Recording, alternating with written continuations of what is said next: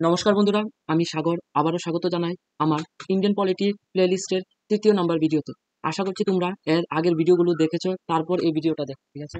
এর আগে আমি যে এর আগের যে ভিডিওটা, এটার মধ্যে আমি প্রিহেম্বলটা সবটা মানে ভারতের প্রস্তাবনাটা সবটা শেষ করে দিয়েছিলাম, ঠিক আছে? সো আজকে আমাদের সিরিজের যে ৩ নম্বর ভিডিও, ঠিক আছে? সো আজকে থেকে আমি আর্টিকেলগুলো, ইম্পর্টেন্ট আর্টিকেল আর এর সাথে সাথে যে মেন যে ফ্যাক্টস আছে কিছু, যেটি থেকে ডাইরেক্ট পরীক্ষার ভিত্তিতে কোয়েশ্চেন আয়ে, এরকম ফ্যাকচুয়াল কিছু আমি নোটসের ভিতরে আছে, এটা আলোচনা করবো, ঠিক আছে? সো আজকে চলো আবার দেরি না করে আজকের ভিডিওটা স্টার্ট করি। আজকের ভিডিওটা হলো ইউনিয়ন অ্যান্ড ইটস টেরিটরি, ঠিক আছে?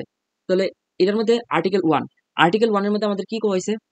ভারতের সকল রাজ্যের সীমানা, কেন্দ্রশাসিত অঞ্চল ও ভবিষ্যতে কোনো সীমানা যুক্ত হলে তার বর্ণনা আমরা আর্টিকেল 1 এর ভিতরে পাই, ঠিক আছে? নেক্সট হলো আর্টিকেল 2 হলো কি? আর্টিকেল 2 এর মধ্যে বলা হয়েছে যে কোনো একটা নতুন রাজ্য যদি ভারতের মধ্যে যুক্ত হয়, বা ভারতের মধ্যে যে রাজ্যগুলি আছে এটি ভাঙ্গা যদি আর একটা নতুন রাজ্য তৈরি হয়, এই বিষয়ে আর্টিকেল 2 এর ভিতরে বর্ণনা করা হয়েছে, ঠিক আছে? আবার আর্টিকেল 3 এর মধ্যে কি বলা হয়েছে? কোনো রাজ্যের সীমানা যদি বাড়ানো হয় বা কমানো হয়, বা রাজ্যের নাম যদি পরিবর্তন করা হয়, বা কিভাবে করবে, এই সবকিছু আর্টিকেল 3 এর ভিতরে আলোচনা করা হয়েছে, ঠিক আছে? এবার আর্টিকেল নাম্বার 4, আবার ধারা 4 এর মধ্যে কি বলা হয়েছে? দেখো, সংবিধানে ৩৬৮ নং ধারা অনুযায়ী ভারতের সংবিধান সংশোধন সম্ভব, কিন্তু এই ৩৬৮ নং ধারা আর্টিকেল 2 এবং আর্টিকেল 3 এর কোনো পরিবর্তন করতে পারবে না। এবার কথাটা বোঝার চেষ্টা করো যে আমরা সংবিধানের ভিতরে কিন্তু, আমি এর আগে একটা ভিডিওর ভিতরে মানে আমার আগের ভিডিওটি প্লেলিস্টের আগের ভিডিওটা যদি দেখো তাহলে লক্ষ্য করবা যে আমাদের সংবিধানের ভিতরে যে সংশোধন ব্যবস্থা আছে, ঠিক আছে? আর কত নং ধারায় আমাদের এই যে অধিকারটা বা এই সিস্টেমটা, যে সংবিধান সংশোধনের সিস্টেমটা কোন নং ধারার ভিতরে বর্ণনা করা হয়েছে, এটা হলো ৩৬৮ নং ধারা, ঠিক আছে? কইছে যে এই ধারা অনুযায়ী সবকিছু তোমরা পরিবর্তন করতে পারো, কিন্তু এই আমরা আর্টিকেল, এটা হচ্ছে 1 and 2 ভিতরে, যেমন রাজ্যের নতুন রাজ্য যখন ভারতের মধ্যে যুক্ত, বা ভারতের ভিতরে রাজ্যগুলো ভাঙ্গা যদি আবার একটা নতুন রাজ্য সৃষ্টি হয়, এরকম যাই হোক না কেন, যে আর্টিকেল 1 আর 2 এর ভিতরে যেটা বর্ণনা করা হয়েছে, এই জিনিসটির কোনো পরিবর্তন তোমরা সংবিধানের ৩৬৮ নং দ্বারা মানে সংশোধন করতে পারতা না, এক কথায়, ঠিক আছে? এবার তোমরা লিগে আমার কোশ্চেন হলো, আমি এর আগের ভিডিওতে আলোচনা করছি যে সংবিধানে যে সংশোধন করেন যাইব, এটা আমরা ভারতের সংবিধানে কোন দেশের সংবিধান থেকে নেওয়া হয়েছে, ঠিক আছে? কোন দেশের সংবিধান থেকে অনুকরণ কইরা আমাদের ভারতের সংবিধানে সংশোধনী ব্যবস্থাটা যুক্ত করেছে, ঠিক আছে? তো এটা তোমরা অবশ্যই একটু আমার কমেন্ট বক্সে জানাইবা, ঠিক আছে? নেক্সট ধরো, তারপরে ইম্পর্টেন্ট কিছু কথা আছে, যেমন ভাষাভিত্তিক তৈরি প্রথম, আমরা ভারতের মধ্যে প্রথম যে রাজ্যটা ভাষার উপর নির্ভর করে তৈরি হয়েছে, এটা কোনটা? এটা আসলো অন্ধ্রপ্রদেশ, ঠিক আছে? এবার আজকে একটা ইম্পর্টেন্ট জিনিস আলোচনা করুন আমি ভাবছি, ঠিক আছে? এটা হলো কিভাবে রাজন্য শাসিত রাজ্যগুলো ভারতের সাথে যুক্ত হয়। তোমরা এই জিনিসটা বুঝবা, ঠিক আছে? আমি ভালোভাবে বোঝানোর চেষ্টা করুন, খুব ইজি। তোমরা যদি একটু কনসেন্ট্রেট দিয়ে দেখো তাহলে খুব আরামসে বুঝতে লাগবে, ঠিক আছে? আবার তোমরা মাথার ভিত্তিক কোশ্চেন আইতে পারে যে আমরা করতেছি কনস্টিটিউশন, ঠিক আছে? এটার মধ্যে আবার রাজা বা রাজন্য এই জিনিসটা আবার করতে হলো, রাজা টাজা এইসব জিনিসটা করতে হলো, এটা এমন কিছু না, ঠিক আছে? এবার আমি একটু একটা ম্যাপে লিয়ে দিতেছি তোমাদের, ঠিক আছে? এবার এই ম্যাপটা, ঠিক আছে? লক্ষ্য করে ম্যাপটা ঠিক করে, ঠিক আছে? দেখো, ১৯৪৭ সালে আমরা ভারত কিন্তু স্বাধীন হয়েছে, ঠিক আছে? স্বাধীন হয়েছে যে স্বাধীন হওয়ার আগে লাস্ট টাইমে ব্রিটিশের তোমার ভাইসরয় কেনা আসলো, লর্ড মাউন্টব্যাটেন। এই অসভ্য একটা কাজ করে দেখেছে, ইংরেজ তো মানেই একটা অসভ্য এক কথায়, কিন্তু তারা দেশ ছেড়ে যাবো যাওয়ার আড্ডা দিয়ে আমরা দেশটার একটা টুকরা টুকরা করে একটা আগুন লাগাই দিয়ে গেছে। আগুনটা কি? তা লর্ড মাউন্টব্যাটেন কইছে যে যারা সংখ্যালঘু আছে তোমরা চাইলে একটা আলাদা রাষ্ট্র গঠন করে লাইতা, ঠিক আছে? এই কথা কনের পরে পাকিস্তান ভাঙ্গা একটা মুসলিম আলাদা একটা কান্ট্রি হয়ে গেছে, ঠিক আছে?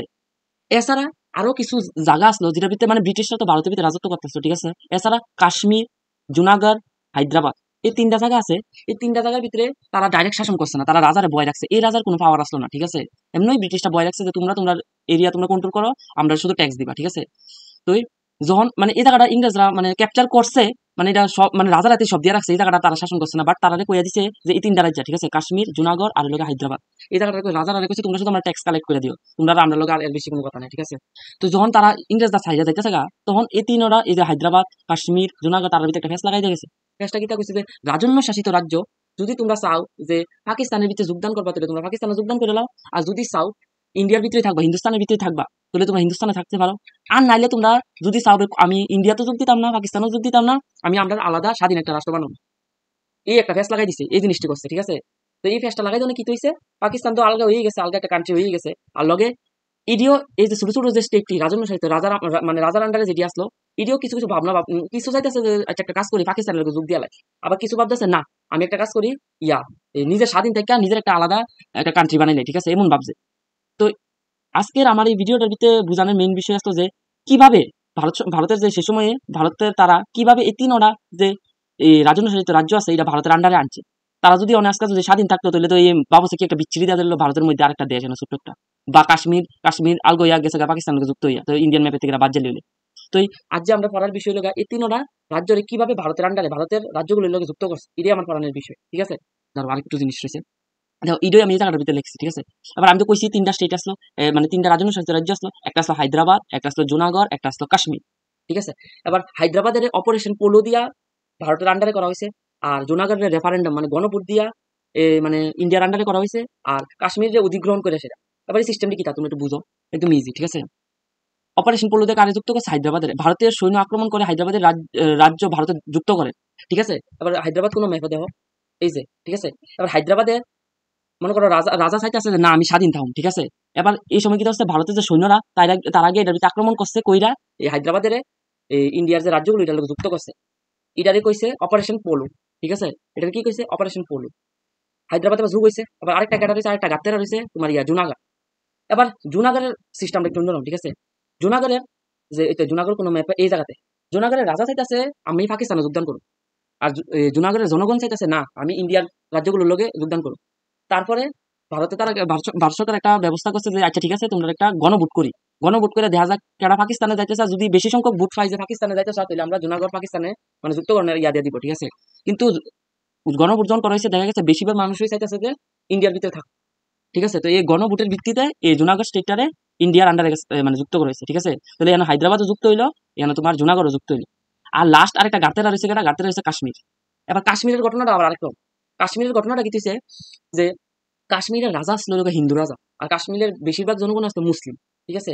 তো এই কাশ্মীরের জনগণ থেকে আসলো যে পাকিস্তানে যোগদান করে পাকিস্তানের আন্ডারে যেতে হবে। কিন্তু এর মধ্যে আইয়াসেরা এই যে কাশ্মীরের রাজা হিন্দু রাজা এসে ভারতের যে সর্দার বল্লভ ভাই পাটেলের কাছে আইসে, আউনের পরে তারা কি করছে দাঁড়ান দেখাই, তারা ডাইরেক্ট এই যে আমি এনে কইছি কাশ্মীরে মুসলিম সংখ্যাগরিষ্ঠতা থাকে, কাশ্মীরে হিন্দু রাজা ভারত সরকারের সাথে চুক্তিবদ্ধ হয়ে ভারতের কাশ্মীরে ভারতের আন্ডারে লেগে গেছে। তো এটাই আজকে আমার বুঝার বিষয়। আমি জানি না তোমরা বুঝছো কতটুক। মানে মেন কথা আমার লোক এই যে তিনটা স্টেট মানে তিনটা রাজন্য শাসিত রাজ্য কিভাবে ভারতের আন্ডারে যুক্ত হয়েছিল এটাই আমার বুঝানোর বিষয় আস্তে আস্তে, ঠিক আছে। তো বুঝছো আশা করছি। Next, committee for reorganisation of state. এরপরে রাজ্যের পুনর্গঠনের লিগা একটা কমিটি তৈরি করা হয়েছে। দেখো এই কথাটার মধ্যেই তুমি অর্থটা বুঝে নিবা। দেখো একই একটা বিচ্ছিন্ন অবস্থা ভারতের মধ্যে, এখান রাজ্য ভাঙ্গা যাইতেছে, এক রাজ্য চাইতেছে আর একটা দেশের মধ্যে যুক্ত হয়ে যেত, আবার কেউ চাইতেছে স্বাধীন হইতো, আবার রাজ্য ভাঙ্গা একটা রাজ্য আবার দুইটা রাজ্য হয়ে যেতেছে। তো এই যে ভাঙ্গাভাঙ্গি সিস্টেমটা হইতাছে, তখন এই রাজ্যটিতে পুনরায় আবার গঠন করা হইতাছে। তো এর লিগে কমিটি গঠন করা হয়েছে, আলাদা আলাদা কমিটি। এবার এই আলাদা আলাদা কমিটি আলাদা আলাদা তারা নির্দেশ দিছে, ঠিক আছে। যেমন ধর কমিশন হইছিল। এই ধর কমিশন কবে হয়েছে? 1948 সালে জুন মাসে। এটার ভিতরে কি কোয়া হয়েছে? প্রশাসন যেন ভালোভাবে কাজ করতে পারে এই কথা মাথায় রেখে রাজ্য পুনর্গঠন করার সুপারিশ করছে, ঠিক আছে। এবার কইছে যে তোমরা যেমনি মন ধরো এমনি ভাঙ্গ টুকরাও যুক্ত এই দেশে যাই করো এমন ভাবেই তোমরা কাজটা কইরো যাতে পরবর্তীকালে আমরা শাসন ব্যবস্থা ঠিক মতো চালাইতে পারি, ঠিক আছে। প্রশাসন ব্যবস্থাটা তো ভালোভাবে কাজ করতে পারে। এটা আসলে ধর কমিশনের রিপোর্ট, ঠিক আছে। আবার নেক্সট আরেকটা কমিটি হয়েছে জেবিপি কমিটি কবে হয়েছে? জুন মাসের 1948 সালে, ঠিক আছে।